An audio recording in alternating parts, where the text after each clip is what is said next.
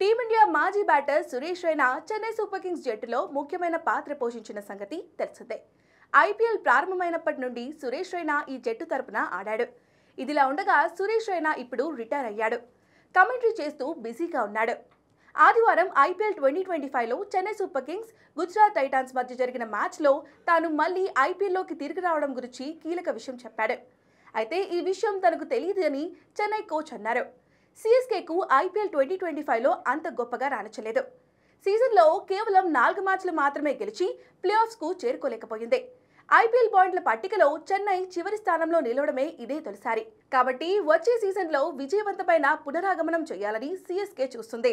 అయితే చెన్నై గుజరాత్ మ్యాచ్ సందర్భంగా సురేష్ రైనా వచ్చే సీజన్లో చెన్నైకి తిరిగి రావచ్చని సూచించాడు. రైనా వచ్చే సీజన్లో చెన్నై జట్టుకు బ్యాటింగ్ కోచ్గా రానున్నట్లు పేర్కొన్నాడు. కానీ Chennai spin bowling coach S శ్రీరామ్ను దీని గురించి అడిగినప్పుడు తనకు దీని గురించి ఏమీ తెలియదని అన్నాడు. ప్రస్తుతం ఆస్ట్రేలియా మాజీ legend Mike Hussey Chennai batting కోచ్గా ఉన్నాడు. మైక్ హస్సీ కూడా చాలా కాలం చెన్నై జట్టులో సభ్యుడిగా ఉన్నాడు. కాబట్టి సురేష్ రైనా చెన్నైకి తిరిగి వస్తాడా లేదా అనేది వచ్చే సీజన్లోనే తెలుస్తుంది.